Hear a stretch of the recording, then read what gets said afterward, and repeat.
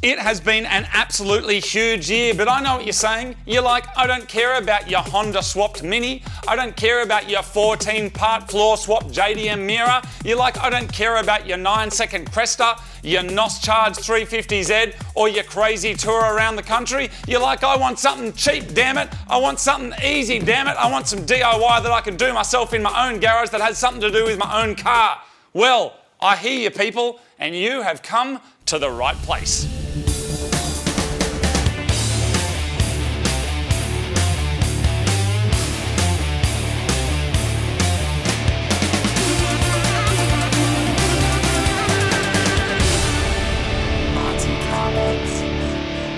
Welcome to another episode of Mighty Car Mods. Marty is on his way, he'll be here soon, but we're just kicking off anyway. Now the most important thing that you need in your home garage workshop is of course tofu, to keep yourself powered through those long days and lonely nights when you're working on your nugget of a car. But the other thing that is super handy to have is one of these. This is a garage creeper or a mechanic's creeper. Now the idea of this is instead of lying on the hard cold concrete, you can instead lie on this, slide yourself in and out of your car so you can work on all the things that you're probably going to need to fix if you're like us, because your car's broken most of the time. Now I've just had a look online and these are around $62. So the question is, can we make our own for less than 62 bucks? And that is what we're going to attempt to do today.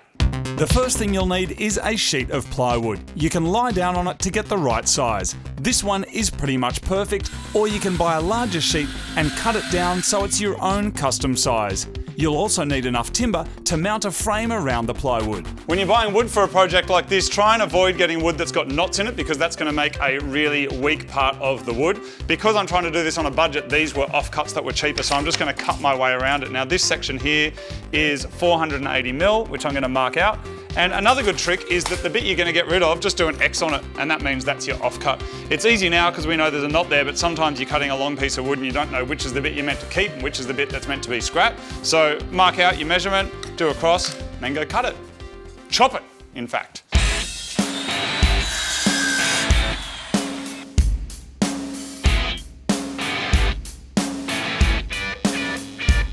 You've got your plywood and you've got your timber supports cut to length, and the next thing you've got to do is screw it from underneath.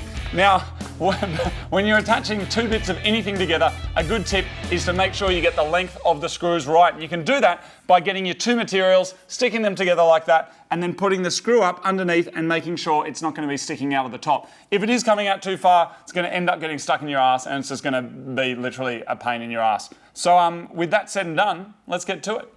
I'm pre-drilling my holes with some masking tape on the drill bit so I don't accidentally drill all the way through the wood. I'm gluing up the pieces for extra strength, and then I'm going to clamp them down onto the plywood and then put a screw through every 10 centimeters or so.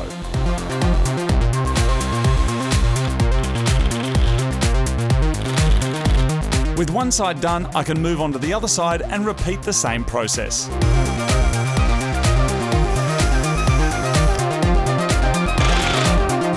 With the longer sections attached, I can now add the shorter pieces at the end, which will create a full frame around the plywood.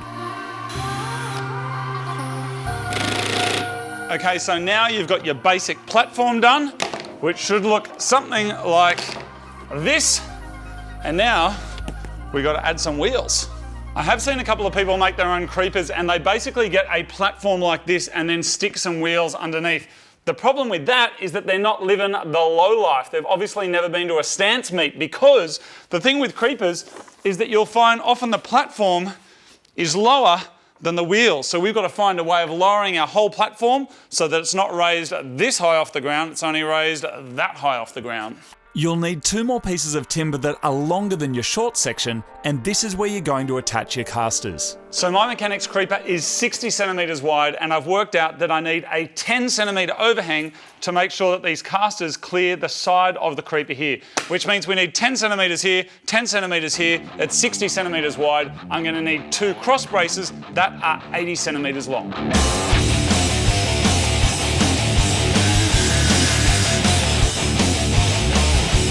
I've marked up the middle of my base and the middle of my caster arms so I can easily line them up to make sure they are perfectly centered. Then I'm attaching them with 4 long screws on each side, and then screws every 10 centimeters along the other side. So your main structure is now done. We've got about $25 worth of wood, and it should be looking something like that. Now the next thing we want to do is smooth over all of the edges, because if you're lying around in this all day underneath your Mira or your Nissan or fixing the gearbox on your Subaru, you don't want to be hitting yourself on these sharp corners. There's a couple of ways that you can do it. You can get some sandpaper and round off the edge like this. You can get a plane, and not an aeroplane, but as in a wood plane, and kind of camp for the edges. Or what you can do is you can get a round over bit on a router and just run that over the edges, and that'll get rid of all the sharpness.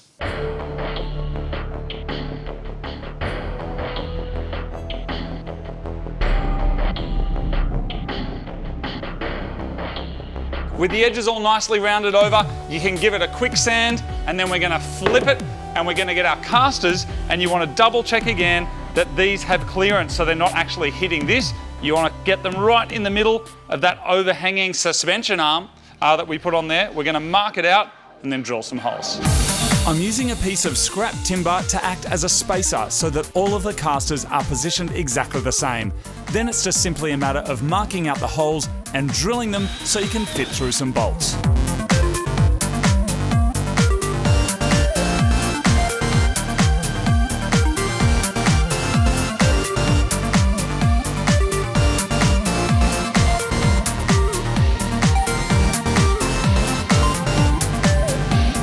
And I've had my first fail. See the length of these bolts here? Not good. So I'm just going to have to angle grind them all a little bit shorter. If you do find yourself having to cut some bolts down, make sure you put the nut on first. That way when you cut it, you can take the nut off and it'll clean up the thread. If there's no nut on there, sometimes trying to get one on there is really, really difficult, so make sure there's one on there first.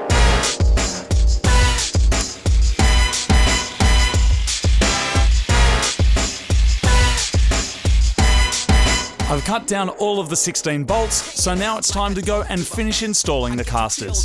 Like a garbage truck. I see you on a Tuesday, maybe if you wanna stay, I'll be jumping on you like I'm crazy.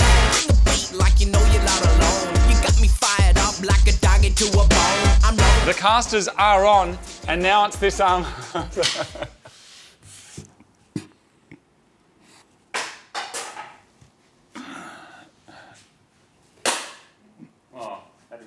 You done? What do you mean? The casters are now on, and this is like, you know how exciting it is when you turn the key in like your engine in your car for the very first time. It's hard to concentrate when people are throwing things at you. Anyway, this is like nowhere near as exciting as that, but it is similarly exciting. Let's see if our creeper can creep along, Martin.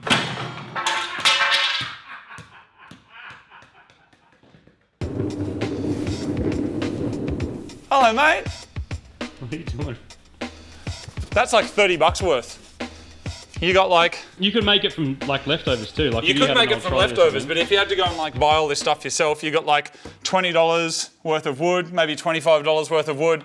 These are $3 each. We're now going to take it to the next level and do some other stuff to it. But that is like a functioning, usable thing. But now we're going to add some other stuff to it to make it extra rad, Martin. Let me run you through that to make it the same as this one.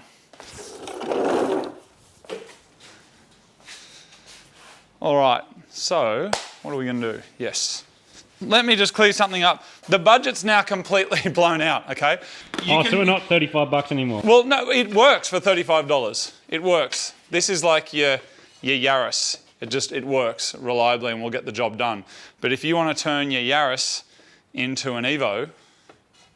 Well, this is a Yaris and everyone thinks it's shit. What we're going to do, Martin, is we're going to add some features to it that will enhance its usability, and the first of which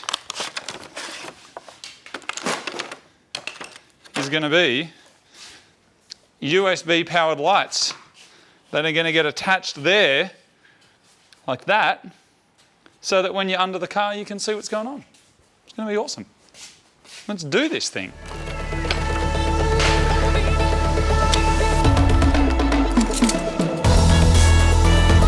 I'm gluing in some light timber framing so I can make some sections for snugly holding the LED panels in place and also sections that can hold nuts, bolts, and a random assortment of tools. You can make these sections as big or as small as you need, but once they're in place, put something heavy on top to hold it down until the glue dries. What are you up to, mate? Yeah, man. This looks interesting. Yeah, getting all inspired. Inspired by all this woodworking of yours. What are you making? You'll see. Will I? Yeah, you'll see. It's gonna be mad. Can you just tell us what it is? No? No. Is that a fan? Yeah, that's a fan. That's a thing for a battery and broke. Okay, so that is the main structure done. And now it's ready for some paint. I've attempted to colour match it with that. And as you can see, that is a pretty good match. So let's get some colour on there and see how it looks. So when you're getting ready to paint, apparently you're meant to shake it until you start getting little indentations in the bottom. I don't know if you can see down there, but when you shake it really hard, you start to see little dents from where the ball inside is like smashing against the bottom. And that's how you know when you're ready to spray.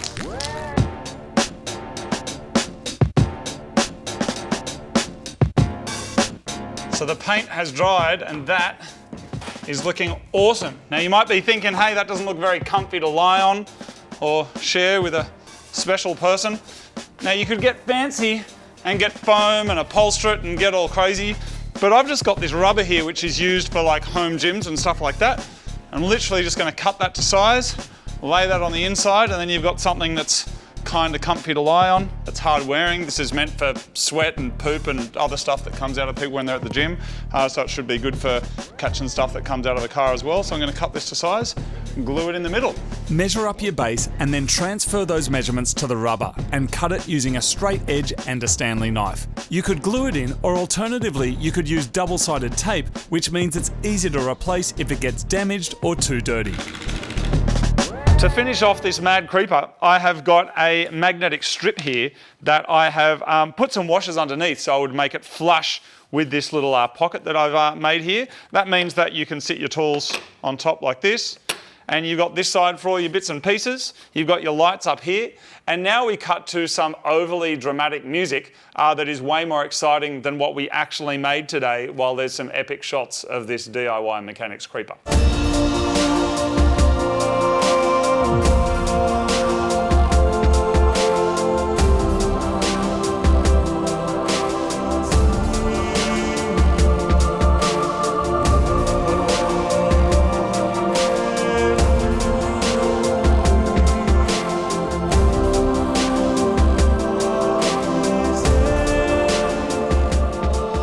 So there it is. That's how you can make your own Mechanics Creeper. It takes just a couple of hours and it costs only around $30. It starts costing a little bit more once you start adding some features to it, but the actual, like the basic model of it, the Yaris of it, was $30. I'm impressed with how good it looks, man. Oh, like, thank you, mate. Not just for the joinery stuff, but like when you're grabbing bits of pine from the hardware shop, I'm going to make a cool thing. But this actually looks mad. Like thanks, it's all man. colour matched and that matches, and it actually looks mad. Yeah, I think it looks rad. And look, you can obviously take it as far as you want to go with different mods and stuff. If you have a look at some of the features, obviously we've got the lights down here. This here magnetic strip, so you can just go stick all your stuff on there. Pretty cool. Look at that, that's rad. And now, Martin, it's probably time to do a side-by-side comparison, isn't it? Are you for reals with the pencil? What do you mean? What Is that pencil? staying? What pencil? Okay, good. Don't worry about it. Don't worry about it. Martin, here you go. Hold Okay, this. cool. Let's do a quick snapshot of features. Does yours have like soft padding to lie on? Nope. Does yours have things to hold tools? Sort of these things, although I've never used them once. It does have a head padding thing, which is kind of cool, but the whole padding is good as well. Has yours got magnets on it, Martin, to hold all your mad tools and stuff? Negatory. Can you throw things at it and make them stick? No on both counts. What about, Martin, does it have lights? No. Well, there you go. So for half the money, even though it wasn't half the money by the time you added the lights, the same money, you can make your own. It takes a couple of hours. Anyone can do it. How many of these have we broken?